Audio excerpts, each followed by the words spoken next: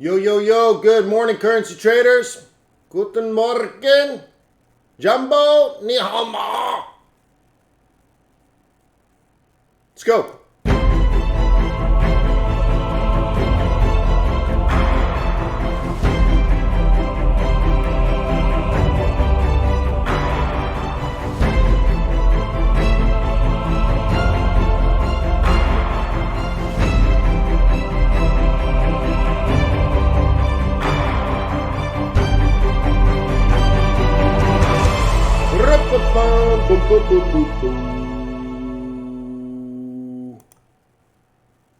Boris, how do I submit a question in the chat? I think you just did, Boris. Not sure what you mean, but anyways, good morning. Let me remind you that trading's risky, not appropriate for everyone. Your past performance, good or bad, is not necessarily indicative of future results. Please stay small, stay humble, focus on the long term, and never, ever, ever, ever, ever risk money you cannot afford to lose. So how you doing, mate?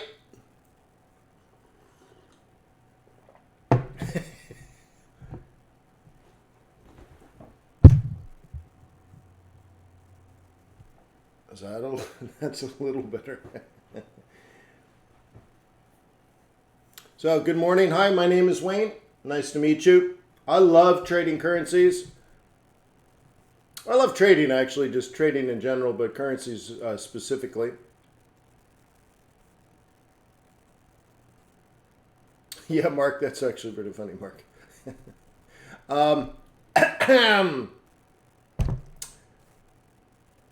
Please ask questions. Please get involved. I'm here to help. Today I'll cover technical analysis and fundamental analysis. I'll do my best to answer all your questions. Yeah, it was either my seat or the camera, right, Chuck? But anyways. So please get involved and ask questions. That's the best way to learn. So I will conduct technical and fundamental analysis with the overriding goal of helping you learn how to put together trade plans. This conservative and disciplined approach I found over the last 15 to 20 years is the right way to success. I look at trading currencies like I would starting and running and managing a business. It also has risks associated with that. Please visit tradersway.com and open an account. The reason for that is they're bringing these webinars to your life. So if you appreciate these webinars in your life, you should show it by paying it back. Visit tradersway.com. At least start with a demo account. Everyone here should have a demo account. Test out the execution speed, the world-class customer service, the amazing swaps, the competitive spreads, or if you'd rather have an ECN account, you can have an ECN account. I prefer the variable spread account, to each his own. Okay, but you could also have a fixed spread account, whatever you, okay? It's your way at Traders Way. So please do that today. Visit tradersway.com and open an account. Baby G says, how's my Aussie yen trade going? Well, the first one's going great. The second one got knocked out because Australia cut interest rates yesterday or last night or this morning or what. I lose track of when things were. Anyways, they just cut interest rates, and that's bad for a currency. In particular, they were looking at their trade data, still wicked terrible. They're not exporting nearly enough. So anyways, that's easy enough.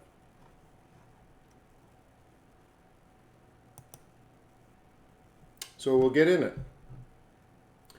When am I intending to get out of my first trade? Never. Actually, that brings up actually an interesting question, so let me answer it properly. Today is the first day of the fourth quarter.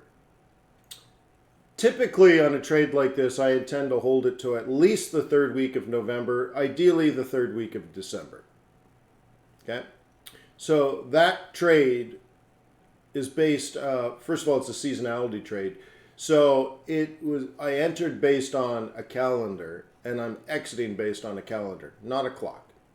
Okay? So that's the first thing. The second thing is last year was an unusual year. The entire market came crashing, tumbling down in early to mid-October. and that generally never, ever happens. So I'm a little worried this year. I think there's a small chance maybe that could happen again. So I need to hold my. I don't know. I have to deal with that. I have to deal with that new uncertainty. I think that had last year's collapse had a lot to do with Jay Powell at the Fed just making mistakes. So I don't think that's repeatable. So I'm going to try to remain confident in my positions. But then again, there's a difference between confidence and stubbornness, right? So I need to be very technical from here on in. Okay. So yeah. That's it. Yeah. Cool.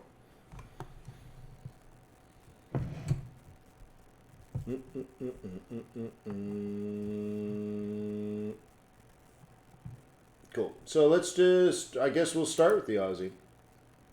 Okay. It's doing what you would expect it to do in a move like this. We know the real plan is down in here, the bigger plan, I should say. So we're looking at a retracement down to 72 and then maybe a buy zone down there. Okay. Okay. I was long, I think 72, 75, and I think I lost 3 pips.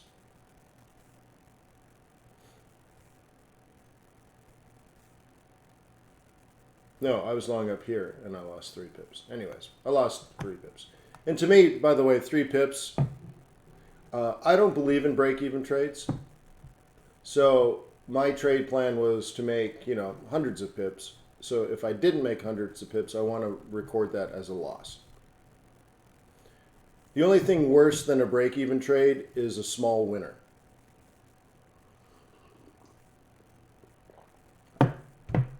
So anyways, I lost 3, maybe 4 pips. I don't know. To me, it's all break-even, but I want to record it in my history as a loss. Cool. So anyways, that happened. What else should we talk about? So that's that, but if I go further out, this trade I'm okay with right now. So we'll see what happens next. I'm earning interest. Not a lot, but I'm earning interest.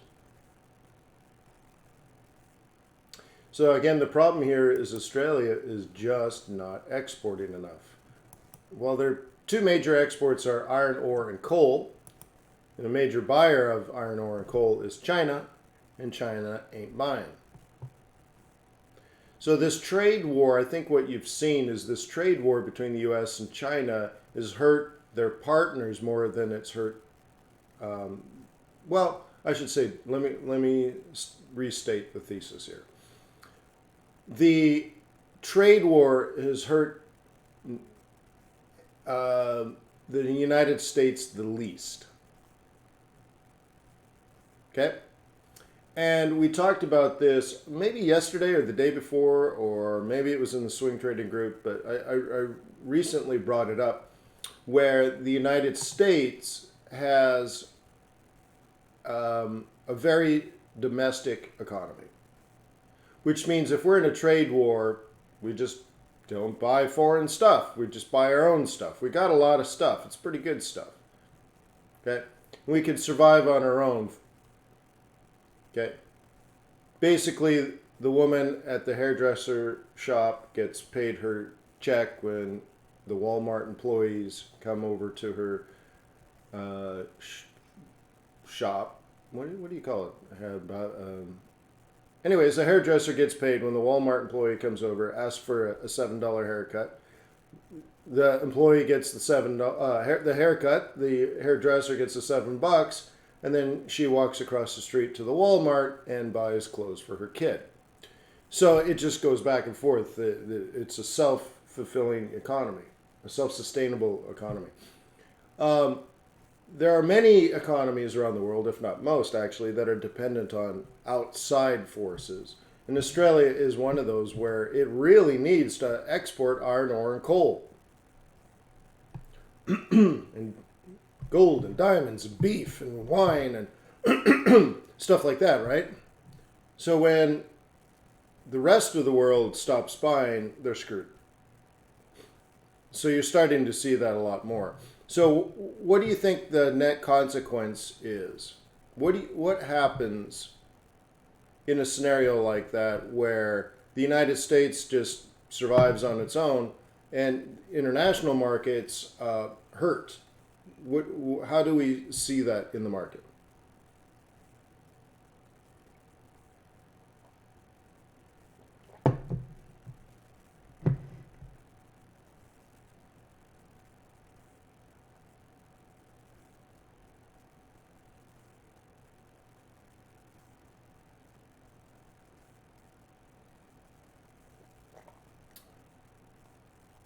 How do we see this, guys?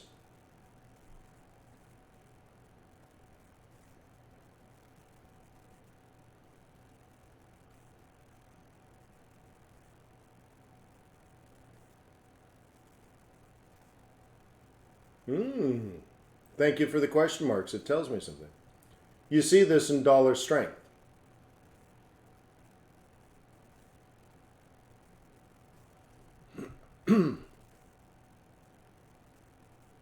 Dollar strength. Okay, that's how you see it. That's why, for example, gold comes down. Gold is the anti-dollar. Dollar strong, gold weak. Okay, now we're actually in a buy zone, a little bounce zone. Okay, this sets up a counter trend. So this is plausible, but this is more likely.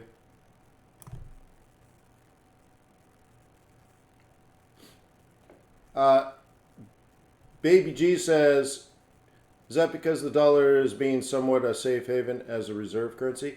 Remove the somewhat and make a commitment. Is the dollar a safe haven because it's a reserve currency? Absolutely, totally, yes.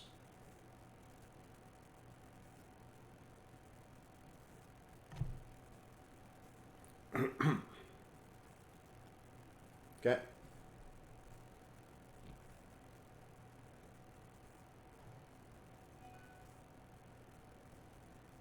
David Earl, if I know how to use major and minor pivots, should I still learn S2 and M1 turn?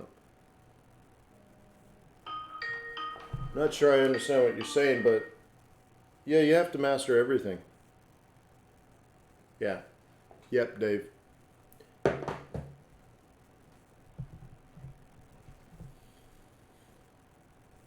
Yep. Gotta know it, man.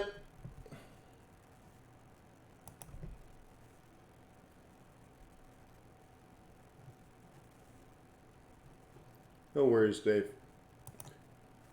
All right. So I hope you see that. There's a bounce coming, and then your choice is, do you buy the bounce? That's up to you.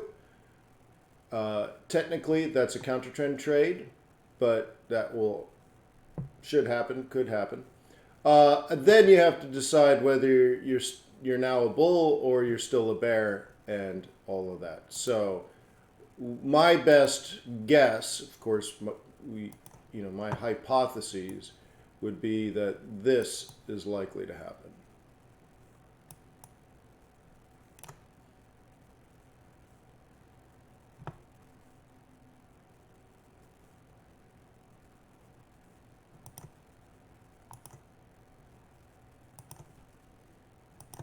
Baby G says Swissy hit parity with US dollar today.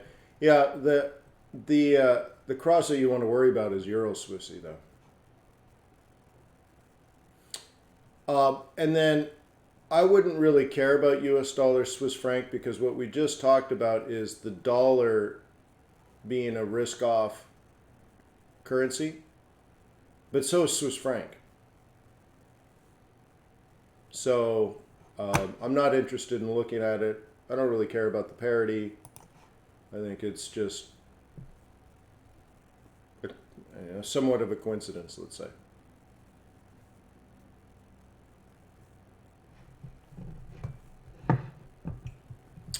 Pro trader, I don't know any institution that's going to play a market at all, first of all. And second of all, manipulate a market to make a short-term profit. They just don't even think that way. Institutions don't even think quarterly. Right? An endowment is not going to say, how could we manipulate the market today? When you say, I want to go through your risk profile quarterly and then monthly, they're like, really? They're thinking years. So, but anyways.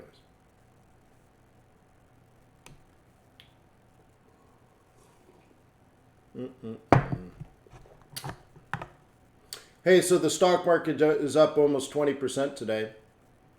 No, not today, this year to date. Not a bad year, right?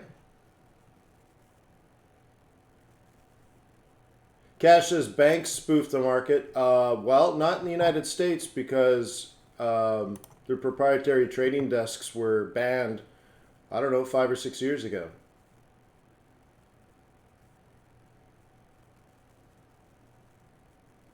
So Andrew's like, except when they were rigging LIBOR. Well, it wasn't the banks, it was some people, right? So you guys are bringing up interesting questions if you twist it. I'm worried that you bring sort of conspiracy theory baggage to the table, and it's not helpful. It's not helpful to you. It's not helpful to other people. But the bigger question here is, if we don't use LIBOR as a benchmark anymore, and interest rates go to zero or near zero or in some cases negative, is risk negative? No, we still have risk in the market. But what do we use now as when you're doing your finance calculations, you always have this risk-free rate of return. Okay. Okay. So if we don't use LIBOR, if we can't use, like, what do we use now? The 10-year T-note? The 10-year T-note just had the worst, and of course in Japan too. Japan last night had the worst bond auction in like 10 years. So there's a major shift going on, and it's really hard for, let's say, financial professionals to do their calculations. Munchkin says, you said when recession happens, the US dollar gets strong. No, that's not what I said. I said when the Fed cuts interest rates. Now you might say, well, that's what you mean. The Fed would cut interest rates when there's a recession. Well, we're not in a recession, and the Fed is cutting interest rates. So let's be clear. I did not say when there's a recession, the dollar gets strong. I said when the Fed cuts interest rates, the dollar gets strong. Big difference. Okay.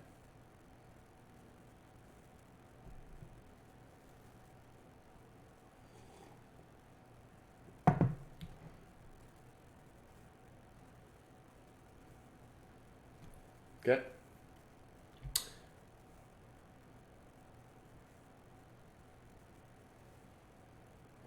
Well, the Fed is preparing for a recession. Yeah, there's definitely sort of a seasonal and cyclical risk. We do need a pullback. Let's say a mild recession is normal, but this is primarily an international scenario, and we talked about it before. This isn't America not doing well. Americans are filthy, stinking rich. But Europe decided not to fix its problems.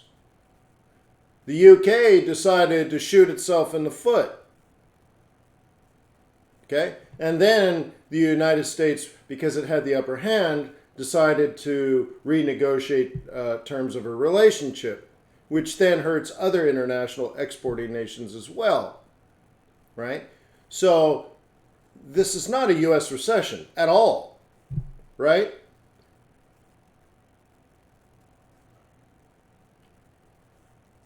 This is why Trump did tax cuts first, then went in and started doing the negotiations, going in with strength, right? So, yeah, so this has everything to do with everybody else. In America right now is fantastic because 70% of its economy is domestic. Okay? Why is that the Fed cuts interest rate and the dollar gets strong? I did a whole explanation in yesterday's video. Okay? How many people watched either live or watched the recording? How many people watched my explanation of why basically how the bond market works? We did some behavioral finance. Right? Did you mention that to a beautiful person yesterday? You're like, oh well, I was doing some behavioral finance.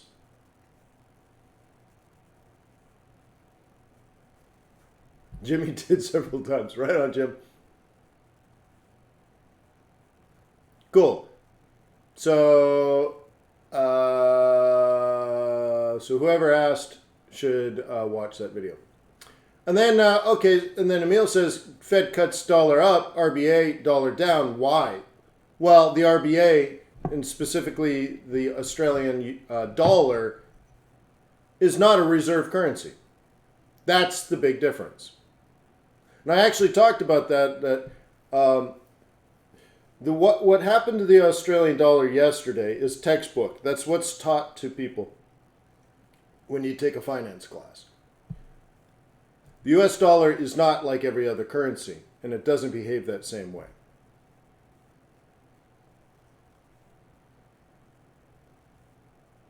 Right?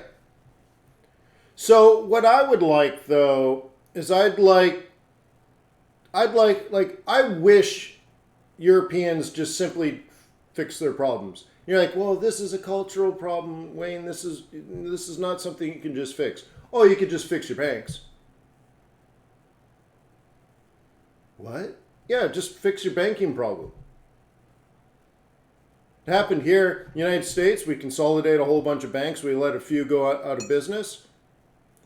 Then we forced money down their throat to recapitalize them. Then the Fed gave them free money for about 10 years because the government gave them money, and then the banks put it at the Fed, and then the Fed paid them interest rates on the free money they got from the government. So now the Fed has the cash in their banks. The Fed has the money that the Treasury created, right, is sitting in the vaults at the Fed, and the Fed pays the banks interest rates on the money they got free from the Treasury. So therefore, the banks got a free cash flow. And that still is happening today. Isn't that nice? So anyways, the United States we don't have a banking crisis. The biggest banking risk, I think, is that we go back to doing what we were doing. Okay? But like 70% of the banks in Italy probably are insolvent. You're like, wow. Okay?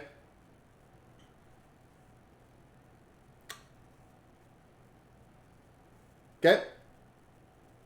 So, very, very interesting. So the dollar behaves one way. Now, Famobix says, yeah, well, this was created by free money from air.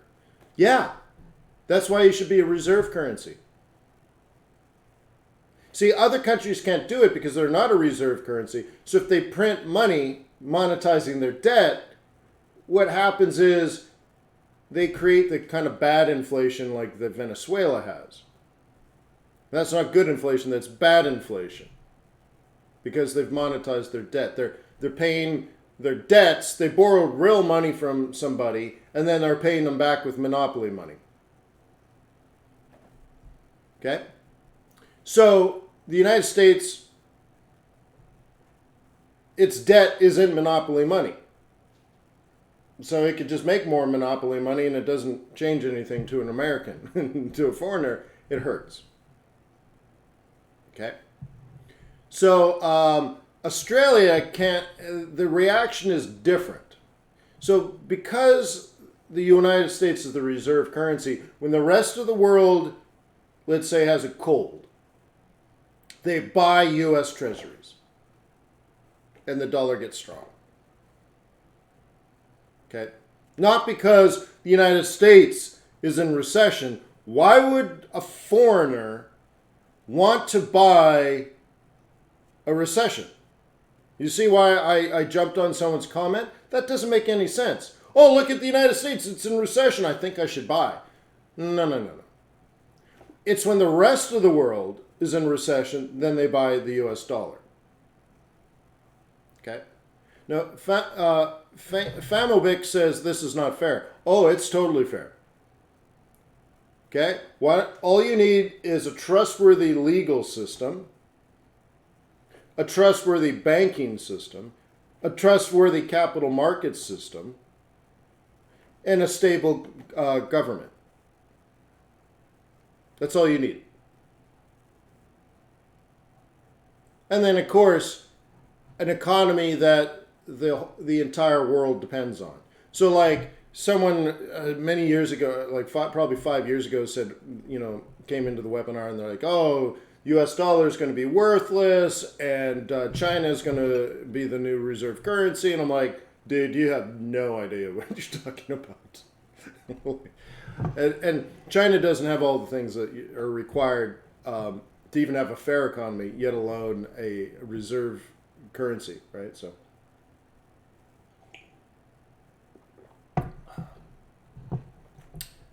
Okay. There is no substitute, baby. That's what I'm telling you. They're buying U.S. treasuries. Foreigners are the ones think of it this way. An American can't drive up the value of the dollar. Do you understand that? An American has, right? Look, what's in Grandpa's wallet? Let's see. Let me grab all of this. So let's see. What was that? All right, let's go. Oh, I'm up here now. Right? 100, 200, 300, 400. Oh, business card. Right? Right? So I got some money. 1, 2, 3. I think some money's missing. Dude, kids! 1, 2, 3, 4. Dude, I think there's some money missing here. Anyways, right? This money. Okay? Here, let's do it this way. Think of it where I go out into the market. Okay? Okay? I go out into the market. And I spend it. How much does the US dollar go up in value?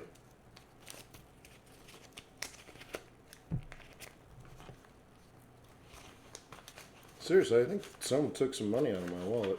I'll have to ask them. How much does None. Okay? None. What if it was $100 trillion? Doesn't go up at all. Okay? Now, foreigners decide to do $100 trillion in business with the United States. Then they have to buy $100 trillion first. That pushes up the value of the dollar. Okay? So, when you see the dollar going up, it's not foreigners buying a recession. They're like, look, finally, the United States is a recession. I mean, you might argue that that creates opportunities for lower prices and a value play. You still need stability before you're buying. Okay? So if you go to like a university and you argue that you buy on the way down because of, let's say, as real estate prices are falling, you should buy. No, you'll get an F. That's stupid. Now, people do it, of course, but it's stupid. But when you start to trough out, that's when you start to buy, right? So you still need the end of a recession, or at least signs of the end of a recession, something we call green shoots, before you start buying. So anyways, the dollar gets strong when foreigners are buying, and foreigners buy when their economies are in recession. Okay? And especially if the United States is paying, let's say, 2% and everyone else is paying 0%. Now you got a 2% carry. And if you're leveraged, that could be 20% a year. It could be 200% a year. All of a sudden, there's a lot of demand for US dollars. This is why the Fed is cutting interest rates. Because we don't want a strong dollar either. Okay, so why did the Fed raise interest rates so aggressively last year? I have no idea. Okay. Right? Well, look at the market, baby G, and tell me if that's true. That's how you should do it. Okay. Now, 70% of the U.S. economy is the U.S. economy. So a change in the value of the U.S. dollar doesn't change anything. Except foreign products get cheaper, let's say. Okay, fine. Okay.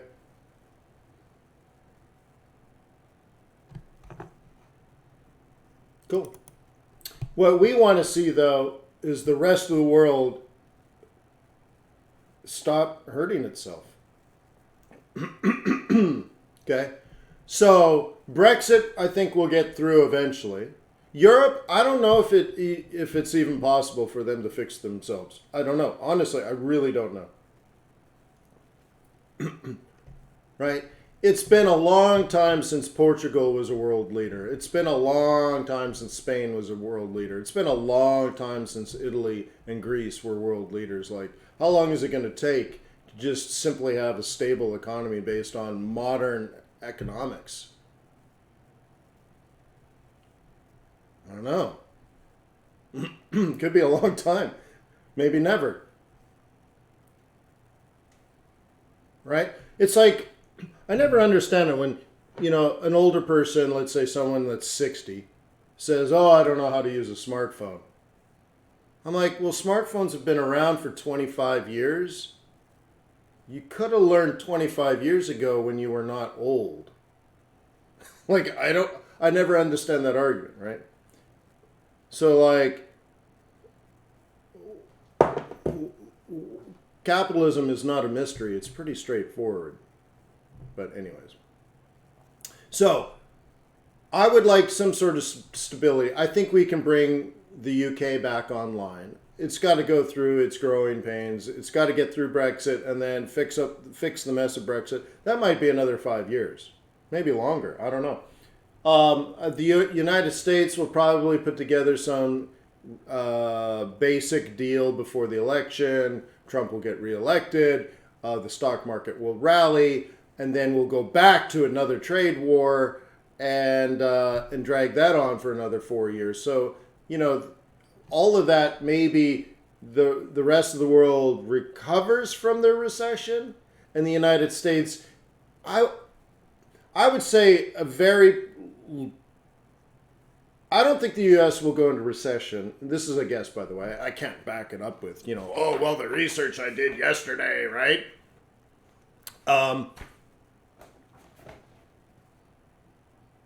By the way, does anyone know the software for this? So here's like a case study I downloaded. Oh, I gotta go to this. Sorry, I got off track, but I don't know the software. All right, so here's a case study I did, right? A brief, okay? And it's Harvard Business School for the exclusive use of W. McDonald 2019. What software prints this? Oops, where am I? What software prints that on the PDF? Does anybody know? So that when there's a download, it prints the that part. I guess I got to go this way. That stamp. Does anybody know? I love it. Does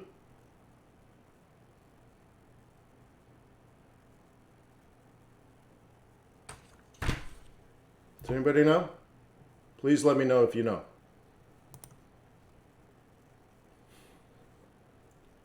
So anyways, I think the United States will have a big slowdown for a long time. could just be Adobe. Every single downloading person gets their stamp on there.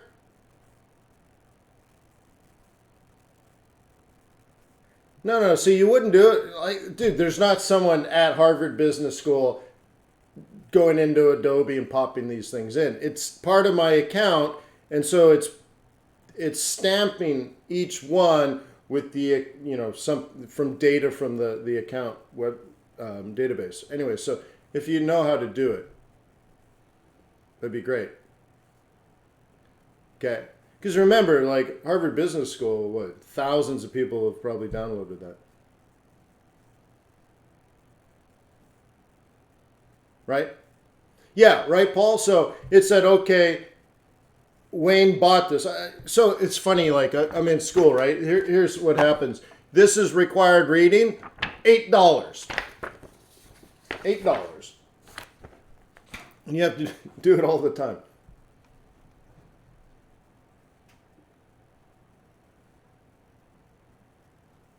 No, Alex, I don't think it's through the print. No. Well, it's encoded, but through the, I mean, there's going to be a file, a PDF, and then there's the other software, and then it says, then there's the shopping cart. So I go through, I pay for it. And then it says, okay, take his name from the account and then put it in the PDF file and create a new file and then out or something. But anyways, if you know, you know. If you don't, you know. But yes, it's basically a watermark. All right. So anyways, the United States, I think, would go into like slow growth and a, how you say in English, a stock market rally with slow growth.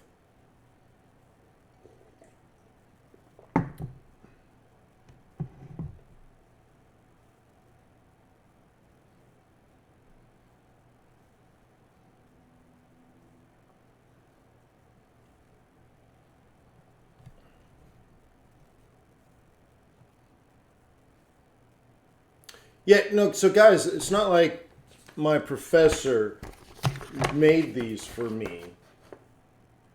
I downloaded from Harvard Business School. So Harvard Business School, Harvard Business Review, and there's one other one, Harvard Press. We have to download case studies for our homework. And they all have this software. So you could go buy it right now if you wanted. You don't have to be a Harvard student. You can go to like Harvard Press, download, how to have self-awareness in your planning. And you could download that and pay the $8 or whatever it is, but you're going to get watermarked because you created it, right? So anyways. So I would have to ask myself, and maybe you need to ask yourself, if that scenario is true, what currencies would benefit and which ones would not? So what economies would benefit from having a strong dollar? What economies would benefit from having a weak dollar? Well, what creates the strength and weakness of the US dollar?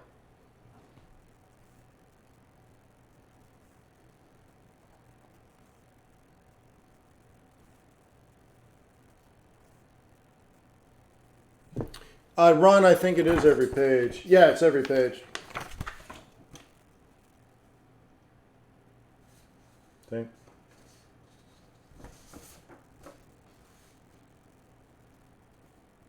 So it's pretty cool. I mean, of course it goes into the header, but I don't know. I think it's cool.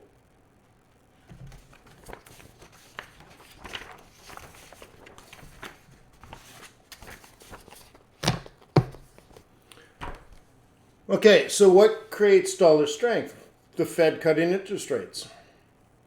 So I told you this a couple of days ago. Maybe it was a swing trading group. I never can remember the difference now. But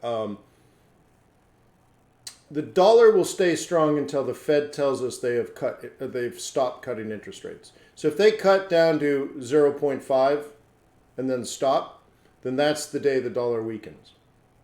So what are you going to do about it?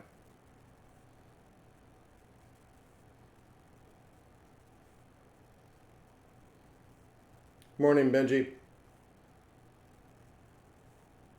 Oh no, Max, you must have logged in late. Gee whiz, guys.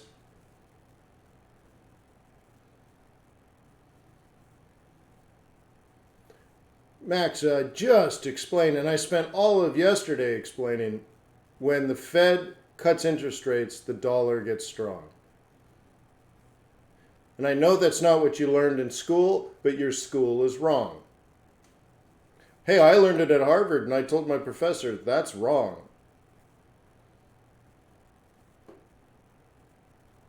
Of course, I lost credit, but...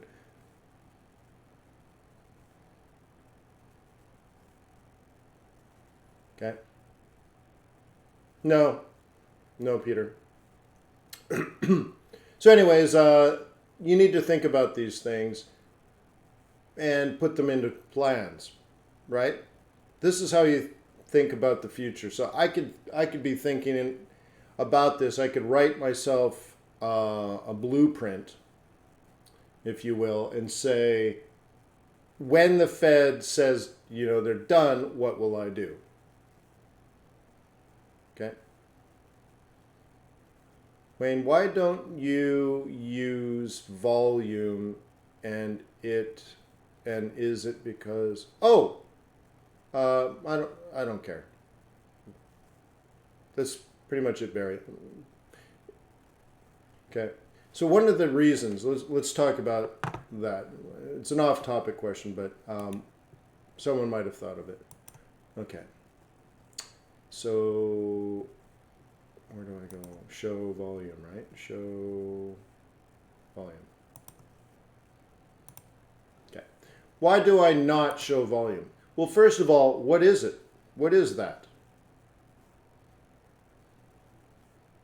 By the way, guys, I'm talking about the Fed, so don't go and say the RBA cut interest rates and Wayne told me the Aussie dollar would go up. No, I didn't. Make sure you guys take good notes. I speak with purpose.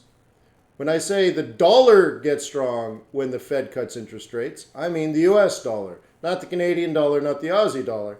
Nor did I say when the RBA cuts interest rates, does the Aussie dollar go up? Well, I didn't say that either. Okay. Now, CheckDuck says this is only the broker's volume. Actually, that's not entirely true either. When you're a broker, you don't have any volume. Okay. So here's a broker, let's say. I'm just going to do broker like that. Okay. B-R-O-K-R. Okay. Broker. Now you have a liquidity provider, a liquidity provider, a liquidity provider. Okay. Liquidity provider. And they help you clear the trades. Okay. That's all. So it would be whatever combination of liquidity providers. Okay. And the broker has clients this way.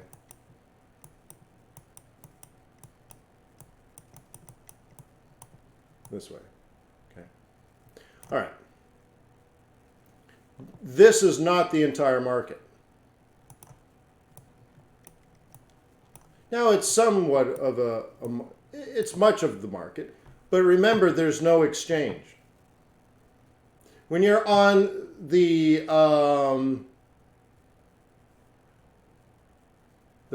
National Association of Securities Dealers, is it NASDAQ? No, NASDAQ, NASDQ. Anyways, when you're on the NASDAQ, all trading goes through the NASDAQ so that they can track how many trades were made. They have complete volume. Okay? But Forex doesn't use an exchange, so it's a bunch of banks around the world, okay, not directly connected.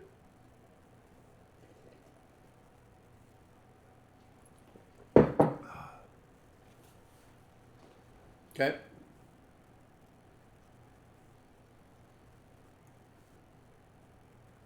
Okay, so anyways, long story short, if you're trading the stock market, it probably makes sense. If you're trading the futures market, it probably makes sense. Trading the foreign exchange market, it doesn't make sense. Now, you probably have a guru somewhere that just says, trading without volume is retarded. How could you not do that? You'd be a poser if you do. And it's just because they come from another market first, and then they found Forex, and they're like, hey, this pretty much works the same as it works in the futures market. Okay, but it's not the same. So if I was trading the US DX futures contract,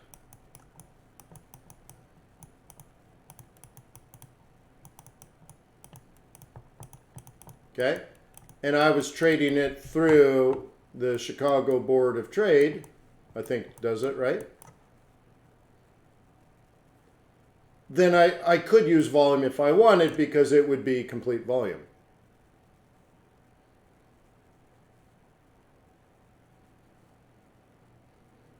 Okay, good. Great. All right, so Cash says I'm incorrect. And there you go. So it's my experience versus Cash. Okay, there you go, Cash. I can't do it any different.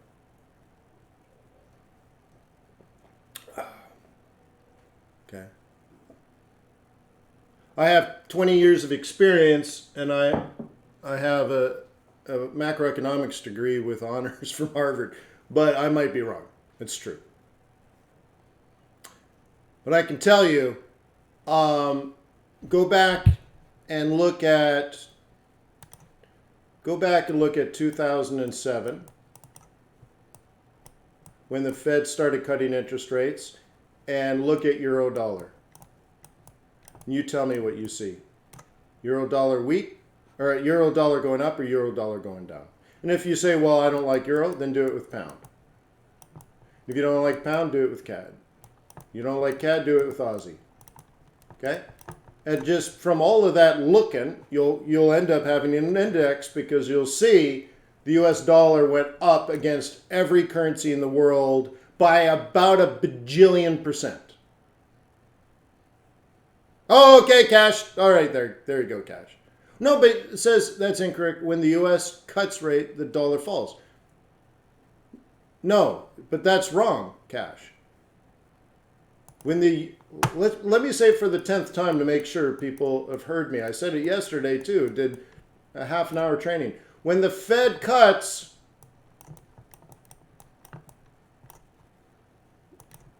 USD goes up.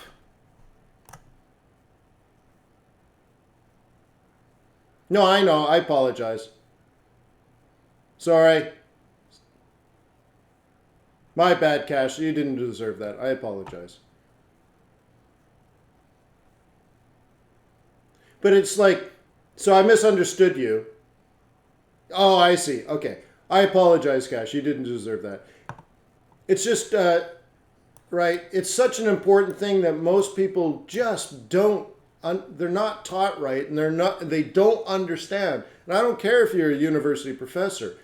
They don't tell you the right information. So I guess I'm sensitive. So I jumped all over you, and you certainly don't deserve that.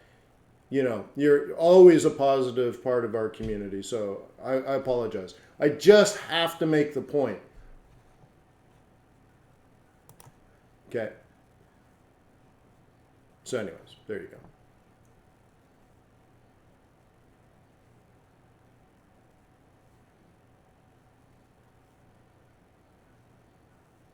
Okay.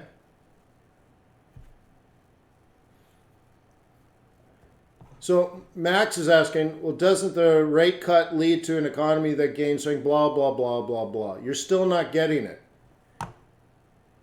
This is not about the U.S. economy.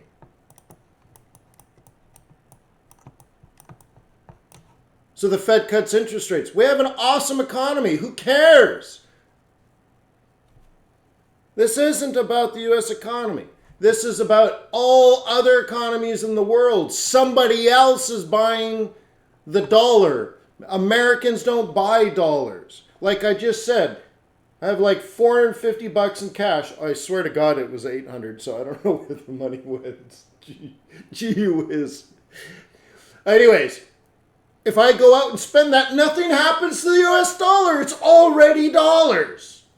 Okay? It's already dollars. So this isn't about the United States of America. Okay?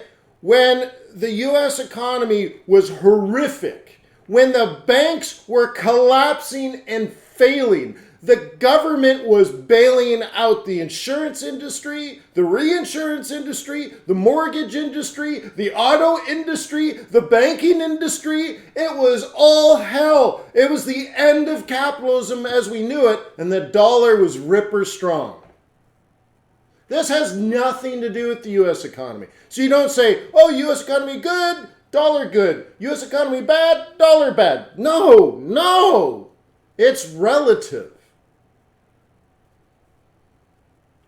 Because all of that being said, it was still a hell of a lot better than Portugal. Okay? Okay? So you need to start thinking as a foreign exchange trader. This is relative. Okay? Relative.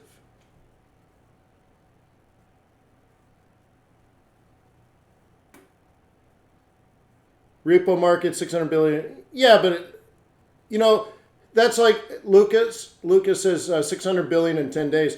Well, the foreign exchange market is 5 trillion in one day. Repos are pretty big, right? Does anyone understand what a repo is?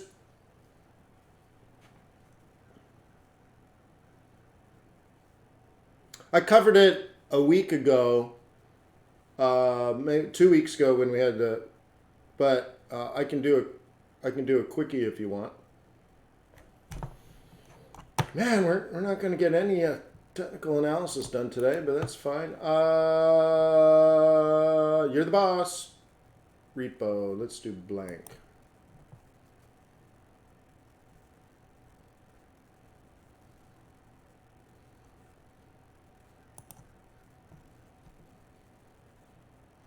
Yeah, actually, that's a great one. It's a pawn market. It truly is. Okay, so you're a bank.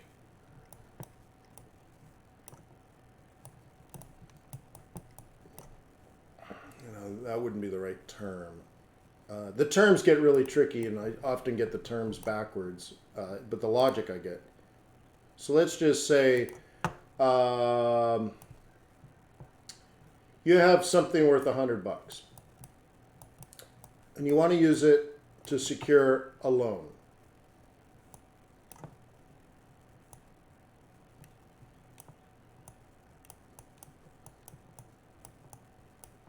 Okay. All right. So you take this collateral.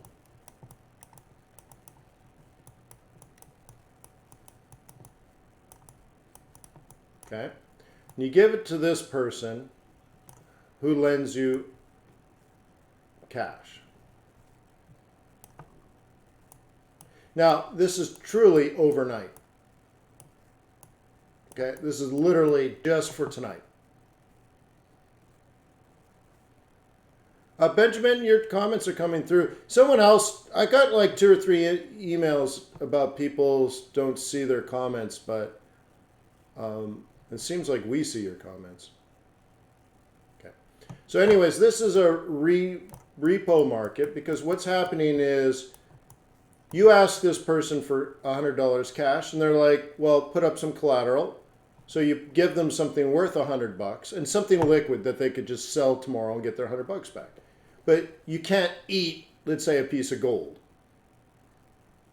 Okay? So let's say you put up $100 worth of gold, and this person gives you $100 in cash, and then you make an agreement that tomorrow you will buy back the gold. And it cycles around. And you might do this day after day after day, but, right?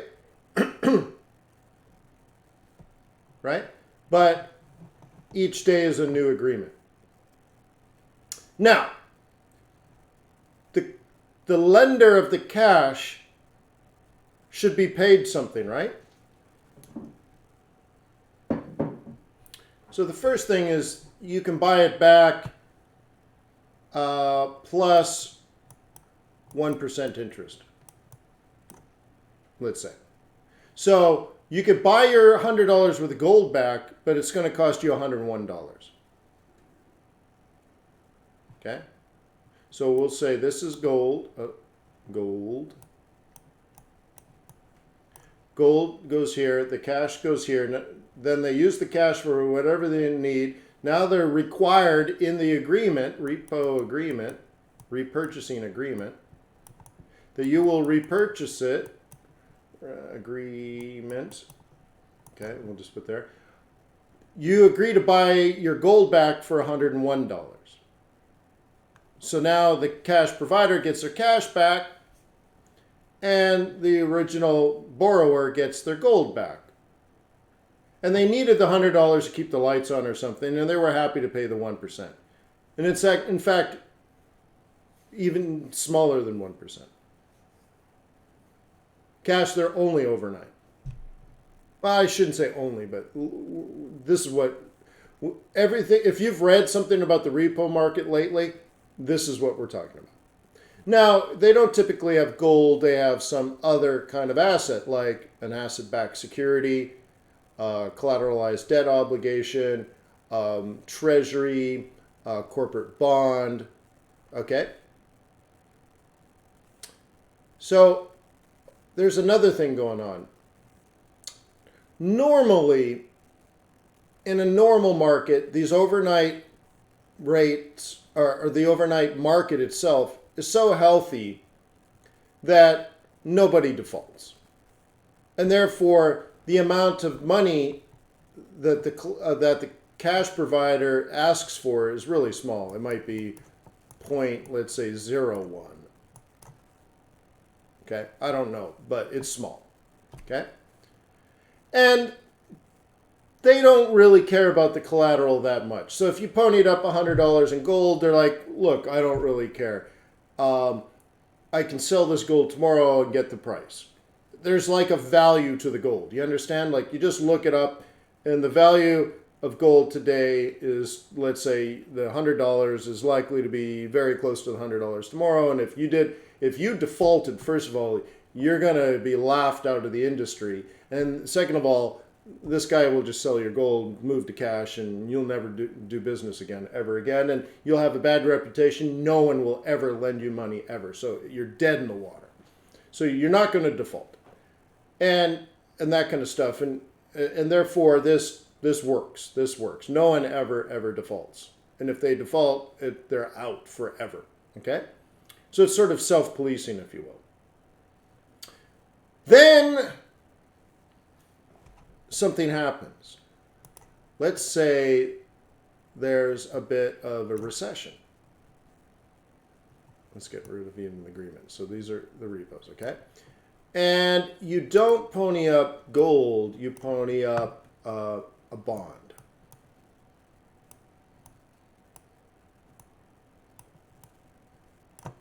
Okay. And you say, I'm not so sure about this bond. I don't know the company, or maybe the company doesn't have a great credit rating, or maybe you're not sure if the value of the bond. So yesterday when we did behavioral finance, I showed you how bond prices change, right? So what if the market is not a good market? What if we are going in recession? What if there is some concern? I'm going to look at this bond and say, I understand it has a face value of $100, but I don't think I could sell that bond tomorrow for $100. Are you guys following me?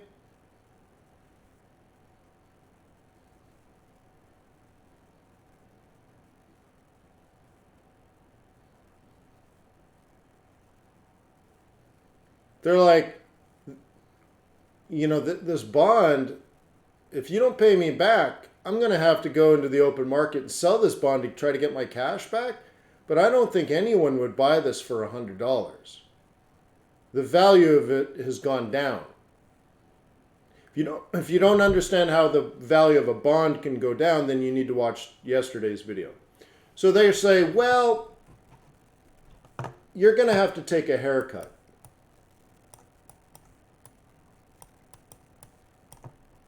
On this bond.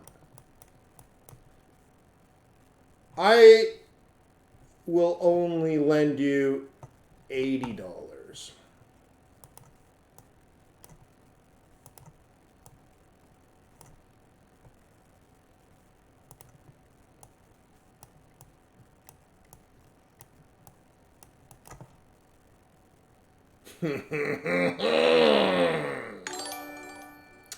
Uh-oh. So now you need more collateral because you need the $100 in cash. So now you got to get like, throw in a couple more bonds. Aha! Because remember, bonds are not mark to market. They're book value. And the market value may have changed. So in this case, because they don't trust the collateral, you're going to need more collateral to get the $100, right? So now this goes back up to 100, but, all right? The problem is, then the next day, haircuts go up to 30% and 40% because there's something wrong in the market and it's spooking the market.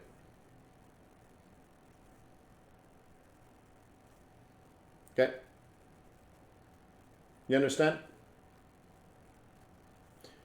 So what happens if nobody shows up to lend the money?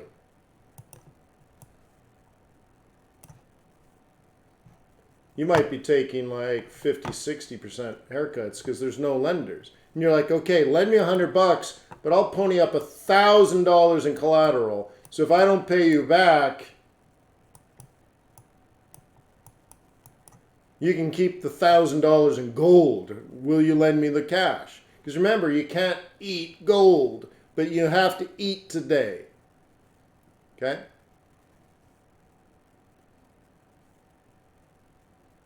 You understand? So when there are no lenders, and that's very unusual, by the way, because this is like free money. Like I said, in a normal market, everything is working fine, and this is a pretty easy, normal part of business. So there was a glitch in the matrix, and it had to do with some taxes due and a bunch of other things that all hit at once. Okay, and I believe it had to do with the Fed cutting as well. But long story short, the Fed came in and provided the liquidity. You hear about the liquidity, right? Providing the cash, and they acted this way. Okay? So people then gave the Fed collateral, the Fed gave them cash, then they paid back the Fed, and the Fed gave back the collateral. It doesn't matter, right? But the fact that the Fed had to step in is very unusual, yes.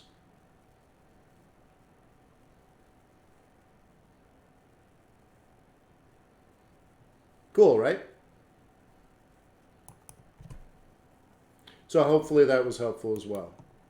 So yesterday we talked about behavioral finance and how that affects prices of bonds, and in particular, or treasuries, and in particular why the US dollar goes up when when interest rates are falling. And that's a quick overview, a down and dirty overview of the repo market. Yeah, that's all it is, cash. Some liquidity. Like I said, if you're hungry today, you can't eat your gold. So you pony up your gold to get some cash so you can buy yourself a Whopper. And you eat the Whopper. And then you go to your job and you get paid. And then you go back and you buy your collateral back at a small loss. Like, for example, if someone lent you $100 and charged you 10 cents, would you borrow it if you had to eat?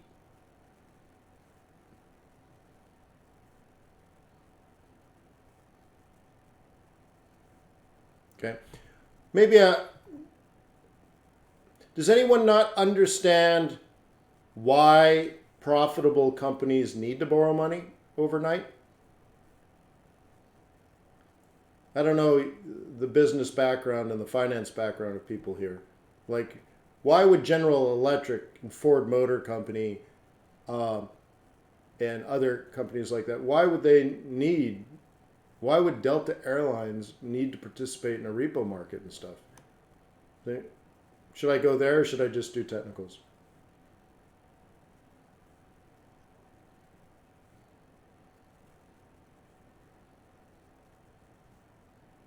No, Jim, that's the Fed funds market, not the repo market.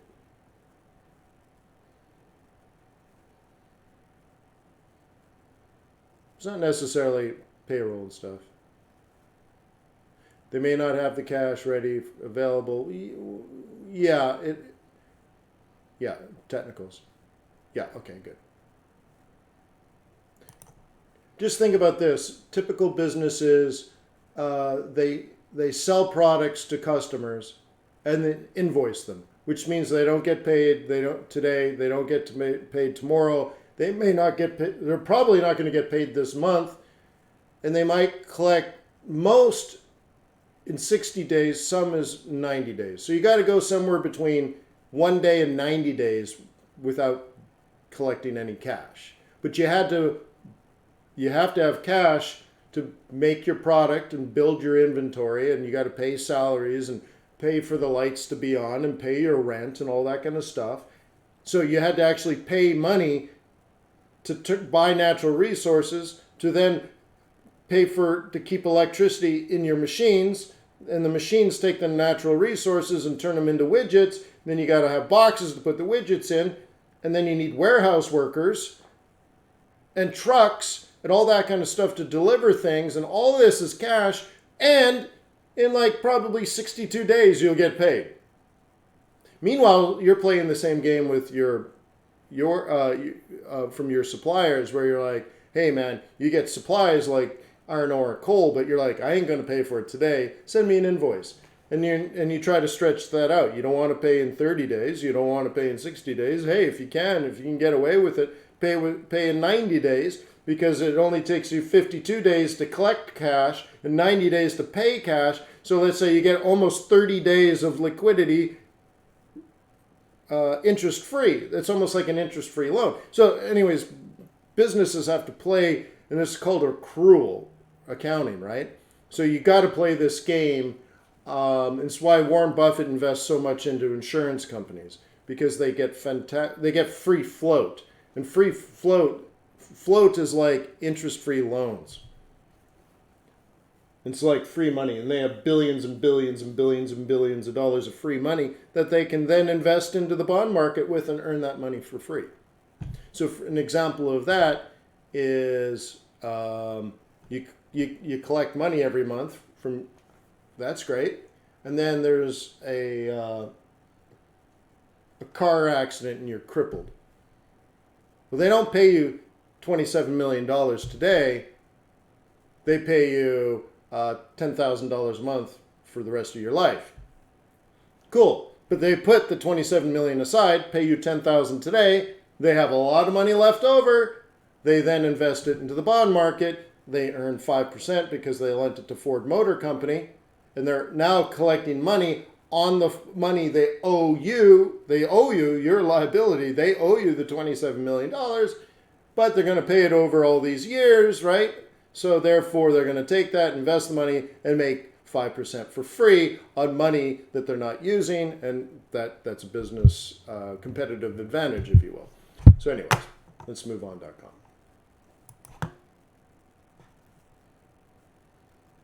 So we already did that one. Euro yen. Okay, I have my line here. This one's still working. So now you can see that Aussie dollar coming down is not a yen play, that's an Aussie play. Yeah, Chuck Duck says, hell no, they fight you through the court system. Absolutely they do. Meanwhile, they're earning 5% on the money they owe you.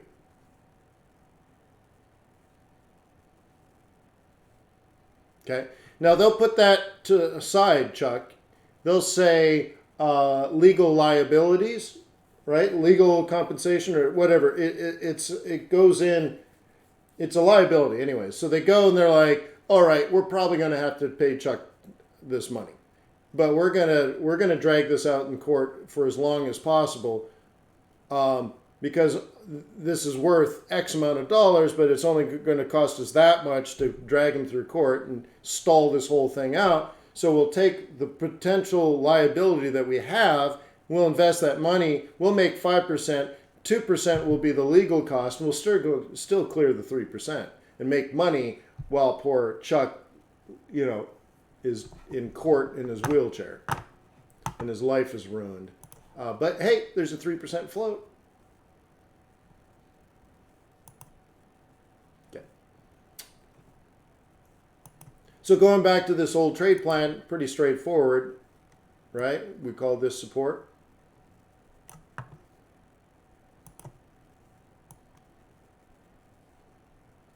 Cool.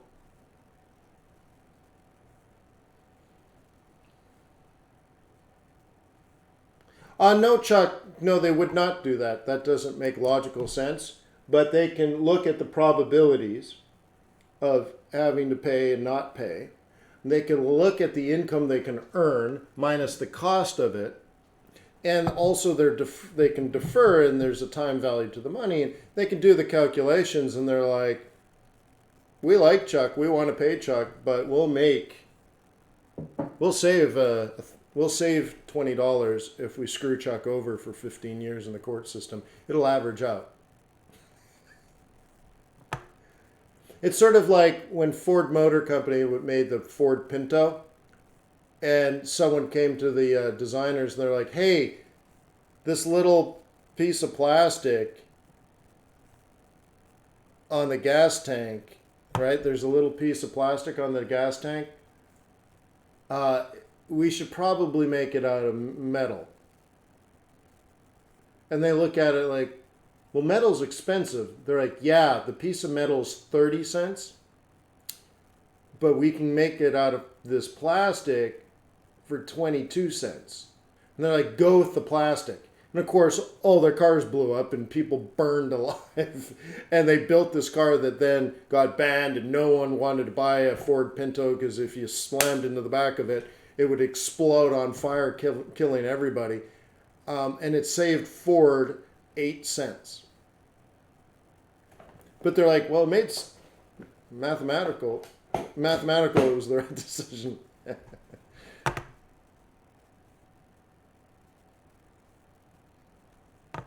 Yeah, Baby G, in particular on weeklies, okay? That R2S2 is in particular for weeklies. Okay? What do you plan today? Well, first of all, I've just been answering questions. Okay? So this is the plan I created for you guys yesterday, so I don't know if you're in it. Now, if you're a bear, you're going to treat it more sideways, right? I think the real resistance for you, if you're a bear, is in here. And we're not quite there yet, but you may already be short. So this is your second chance if you're a bear. Okay? If you're a bull, this is what we had. Now notice what actually happens, and this is something I preach all the time. Okay? Bulls on Friday had a perfect entry. Bears on Friday had a perfect entry. And if you have no plan, then you didn't get an entry at all and you're chasing. Oh, sorry, Euro Yen. Okay. You should be able to see by the price, right? 118. Oops, don't click that button. All right. Okay. So this is really like you sold it here, you bought it here, and now you're adding, you're adding here or you're adding here, and we don't really know. So I look at this, I'm kind of neutral because you should already be short here or you should already be long there, and now you're just waiting it out. And you got this short-term move. I guess you could draw it like, oops, you could probably draw it like this. or you could draw it like this. Okay, so it's what the only difference is whether you're a bull or a bear, because you filter everything by your bias. So if you don't have a bias, then you don't have a filter, and then you can't make decisions, and then you're messed up. Okay. WTI. Okay. Down here is the buy zone. Not a lot to do. I could mark it if for visual, right? Visual purposes. So it looks like we're going to come down, hit 53, and then rise up. Okay. So to take that into a weekly plan, the weekly plan looks like weekly central, weekly M1. So then this comes down to next week. Next week, we get something like this on WTI. But after, okay, after NFP.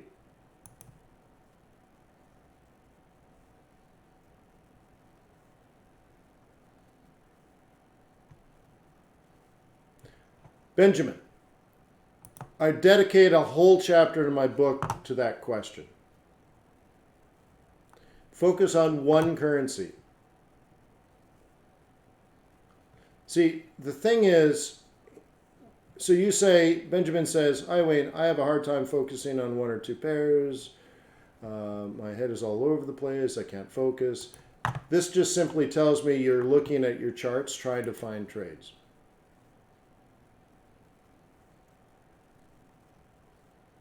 Okay? And that will never work. Does that make sense? That just won't work. That won't work. So you need to focus on one currency. Focus on one currency. So like you could say the dollar. And then 2, you should study the Fed. 3, you should study the economy. And that's probably it. And you decide from all of this whether you are a bull or a bear. Right now, I would argue that based on this information, I'm a dollar bull. I know why I'm a dollar bull, and I know the exact moment I will become a dollar bear. Cool. And from that, I look, today I go to my charts and I say, is euro down? Or is pound down? Or is Aussie down? And I'll say, oh, Australia cut interest rates. Based on my understanding of fundamental analysis, Aussie dollar will weaken. So then I go over and I find like Aussie dollar. And I say, I wonder if I'm going to sell Aussie dollar today. And you're like, oh yeah, done. Next. Okay.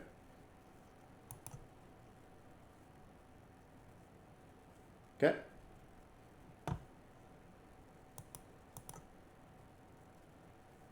Interesting enough, this is the sell zone.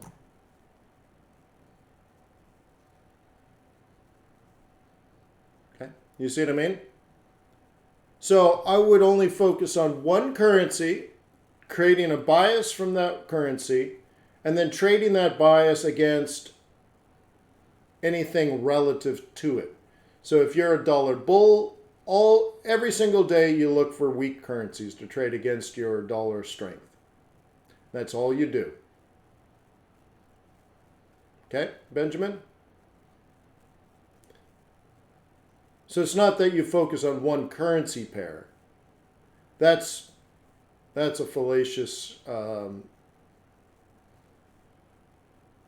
strategy. I don't know. So it's all about relative strength. Okay? Trading your bias with relative strength.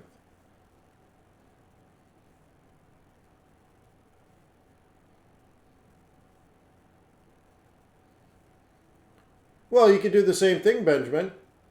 if you study the Canadian dollar, so let's change it then. 1, focus on the CAD dollar, Canadian dollar instead of USD, Canadian dollar. Cool. 2, study the Bank of Canada. 3, study the Canadian economy. And from that, determine, are you a bull or a bear?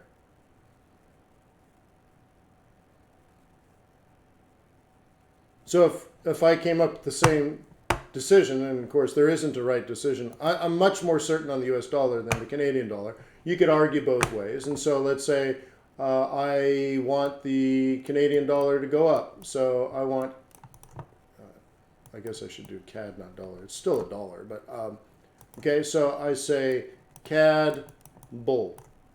Okay? So I say, oh, well, it's an exporter. I probably need some good global macro for that. So my first thought every single morning is, if I'm buying CAD, am I selling Swissy? Because that would be good for, that would be a positive sign of macroeconomics, which I need for the CAD because of the economy. Cool. And I'd like to sell some yen. So the very first thing I know I want to do every single morning is decide, am I buying CAD Swissy today? Am I buying CAD yen today? And then I'll say, well, based on my understanding of macroeconomics as well, that when things are good, often the dollar is weak. But then I say, not in these circumstances when the Fed's cutting interest rates, so not now, but when the Fed stops cutting interest rates, then I'll put that into my routine. So I know before I even think about pound and euro and Aussie and Kiwi and all that kind of stuff, the very first things I want to do is, should I be long CAD Swissy today? Should I be long CAD yen today? And eventually, ideally, I'll think of USD. But then once I get these done, then I could say, well, is Aussie weak today? So I could do, CAD against the weak Aussie. I could do CAD versus the weak Kiwi. There's lots of weak currencies. Okay? You see what I mean? Super easy. Okay? Super easy. But flipping through your charts. Guys, if you flip through your charts, looking for a trade, you will not be successful. You'll always find something, but you'll be always inconsistent. Your consistency will be the fact that you're inconsistent. And there's no way you can take random behavior, put it into a very complex system. Right? This is me flipping charts. And just randomly like, I guess I should buy this. I guess I should sell this. There's just no way, absolutely mathematically impossible, that you will pull out consistent results. Okay? So I would say, okay, well, I'm a bull on the Canadian dollar because of macroeconomics. And when macroeconomics are good, the Japanese yen is weak. So I wonder if I should be trading Canadian dollar. Oh, look, I bought the Canadian dollar at that price. And I bought the Canadian dollar at this price and have locked 100 pips profit on that one. Okay?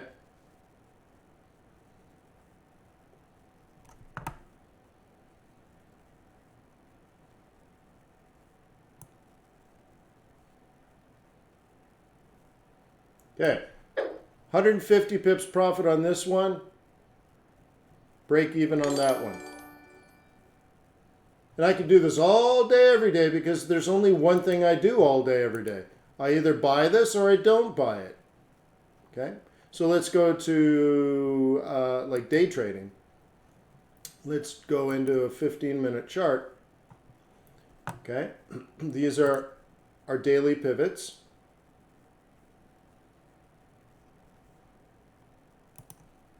Okay, you can see that I entered this trade at a daily M2.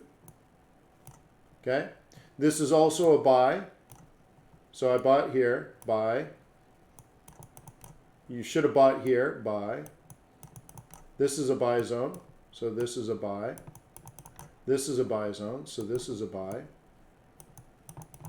And this was a buy zone, and you're still in the buy zone, but you're not happy. So I would move this up, I would move this up, I would move this up, and I would move this up.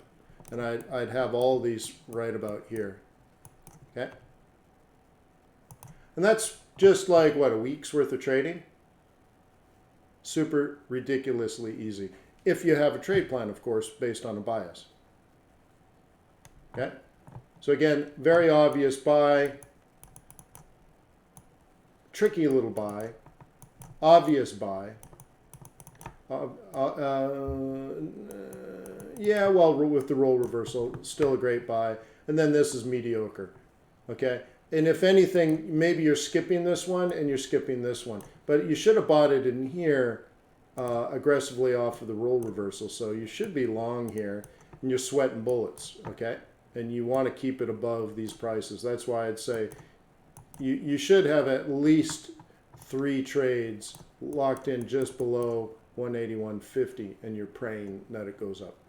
Does that make sense?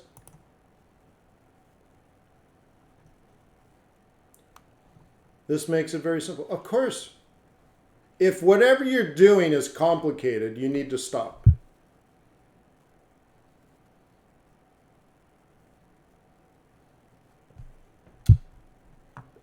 Baby G says, for day trades, what time frame is best for using entries in the 5-day cross?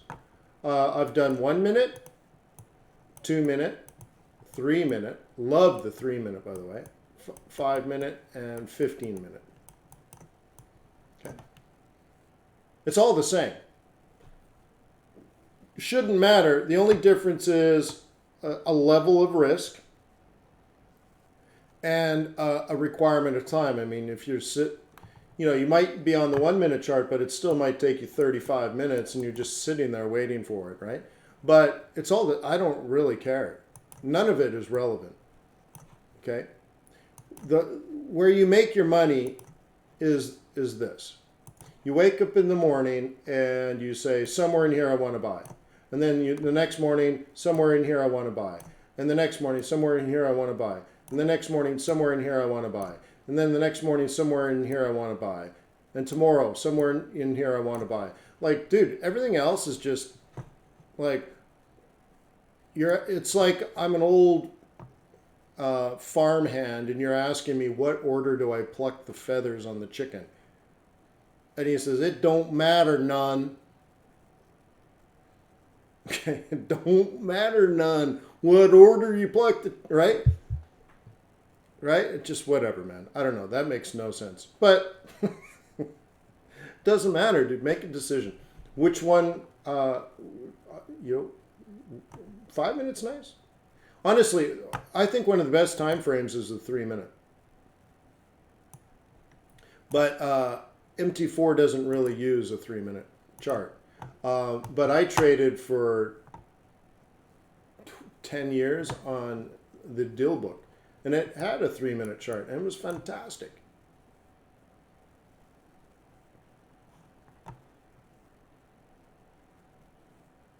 Oh, look, someone's comment is being blocked. I will show it. Donatos has decided to log in and not be a positive contribution to our community. Well, I hope you have a wonderful day, Donatos, but it would be great if you disappeared. All right, someone keeps banging me. All right, cool.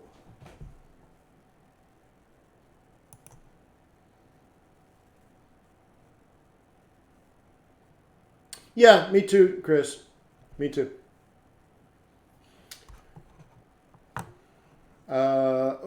Okay. Let's look at Swissy pairs. Let's do an example of that. Oh, and let me go one more to Benjamin's point. You should create a scan like this, CAD scan. So if I was a bull, I know what I want to do already.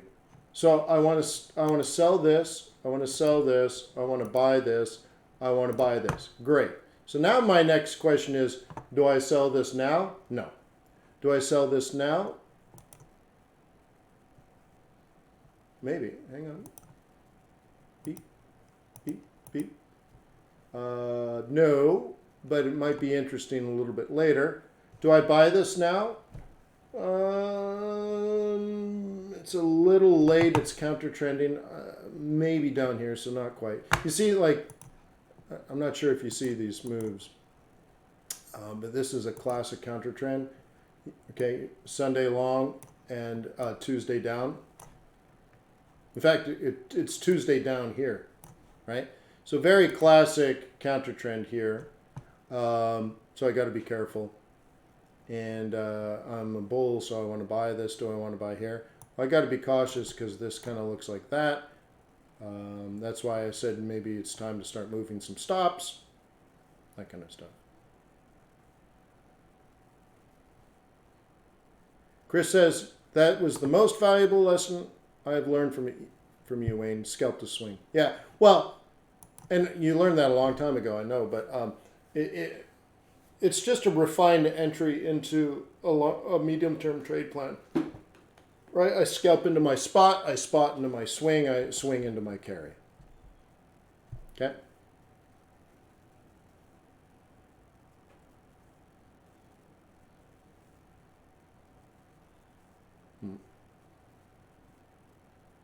Ninja Trader 8?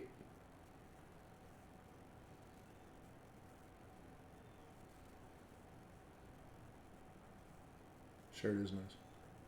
I'm trying to understand why Donatus would say, what crap. I didn't think it was crappy, and I'm a fucking con artist. Really? Golly. My mother's going to be very upset at me.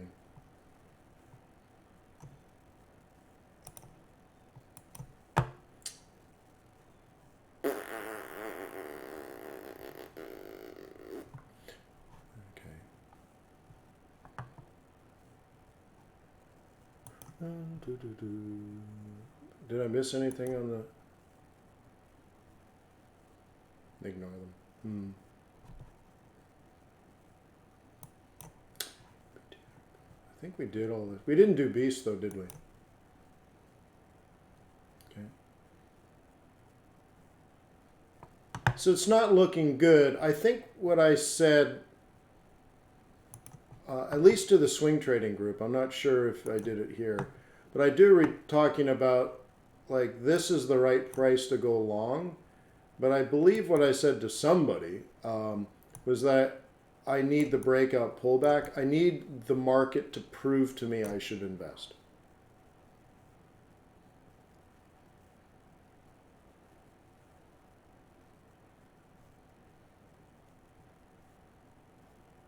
Is that right, Max?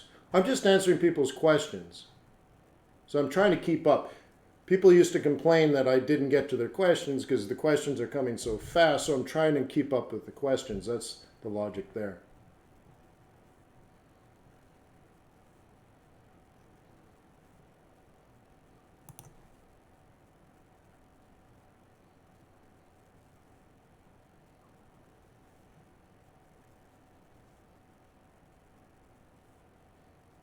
What would be the proof? I just drew it, like a higher high, for example.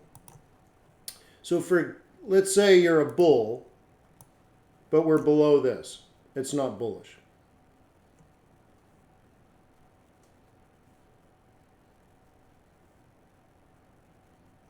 What do I think of Tesla? Well, I don't know anything about how the company is managed and all that kind of stuff. I've never looked at the cash flow statements, income statement, or balance sheet. But I can tell you an electric car is a better design. It's a fundamentally better design. Whether Tesla will be making my electric car or Ford will be making my electric car is indeterminate, right? Undetermined. So, but it's a better design. But you could still have an innovative company with a better design, a better product, better service, but the undercapitalization puts them out of business. Okay. So anyways, guys, you might be a bull. That might be a bullish price, but the market is not bullish. So what do I teach you to do?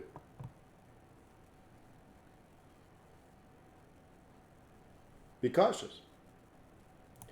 I will be less cautious if I can get something like this to happen. I want to do this pink. Come on, drawing tool. Okay, right. This would make me feel a lot better. Okay? But I don't want to try to make higher highs. I don't want to be the one pushing this to a higher high. Does that make sense? So I would like someone else to do it. And if someone else pushes this up through, right, through the roll, this becomes a role reversal. And if I buy it at 133, it's because we went to 133.50 and retraced back down to 133, and then this resistance becomes support. Is that a better way of explaining it? Oops.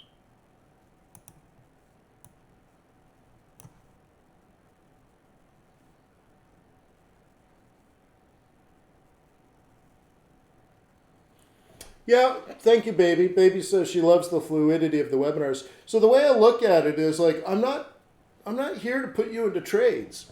You know, if you can't make your own decisions, then pay somebody money. Go, right? But the thing is, you go to a hedge fund manager, like, I got $5,000, and he's like, my minimum is $5 million, right? So I might as well just teach you how to trade. So for me to come up and say, oh, you should buy it here and you should sell it there, I'm like, there's no value in that either. First of all, you're not going to do it. So I should just teach you. And if there isn't a particular lesson in the moment, I should at least answer your questions. Right? So if I'm wrong on the structure of these webinars, you should let me know. But at the very least, isn't it nice to have an opportunity to ask questions with someone that has spent tens of thousands of hours in front of the charts? Right?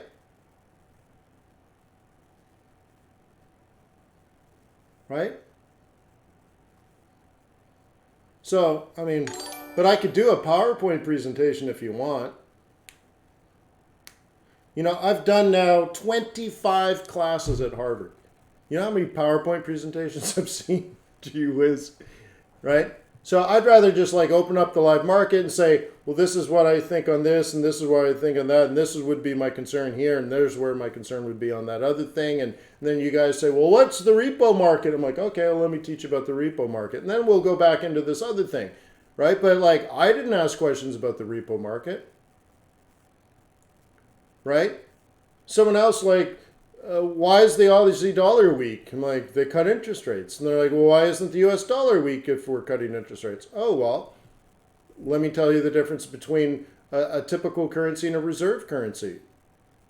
And then like, well, does that mean the US economy is bad? No, the US economy is good.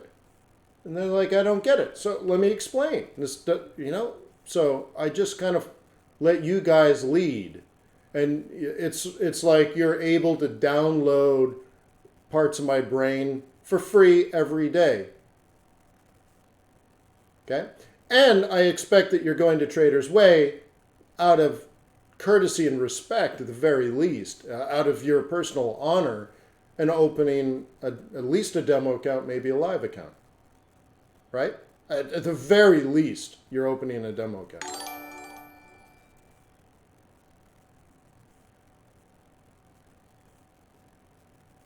Thank you, Benjamin. Cool. Well, that's a political decision, Sharif. Right? That's a political decision.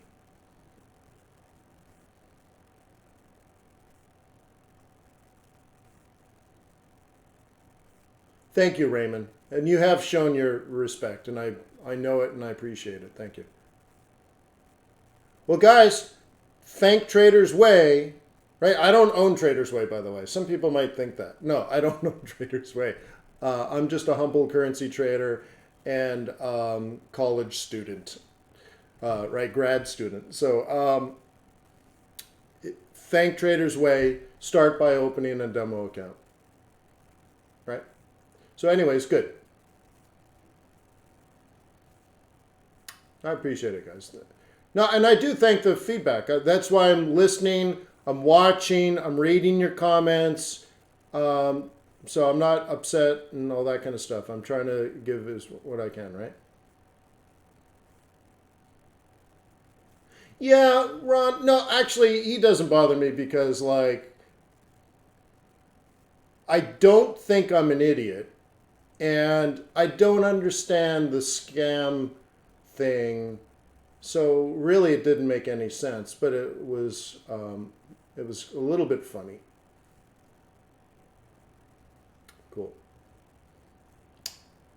So anyways, yeah, it's pretty late in the day. So why don't we move on.com? Tomorrow we have ADP. That's going to provide a scalp at 8:15, or at least volatility. Just remind yourself this: it does not correlate at all with the with non-farm payrolls, but it will provide some insight. We might get the Challenger Christmas and Gray report if you remind me on Thursday. Also Thursday at 10 we have ISM services. That is a big deal, and that will help you complete your model for the coming up with a guesstimate of the NFP number. Okay, and if you want to take that, you can then trade how similar or how different the actual results are from your model.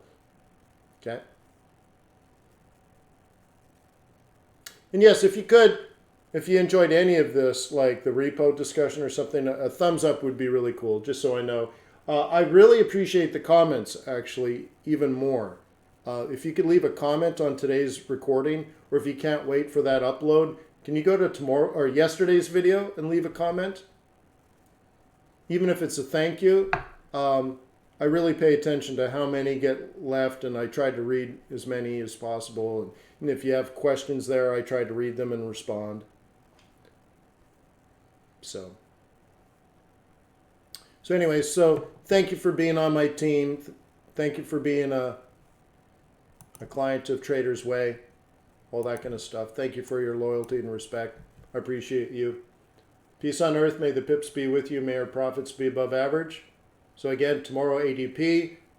Thursday we have ISM services, and then Friday non-farm payrolls. Should be an interesting week. So thanks for being in my life. I'll see you tomorrow.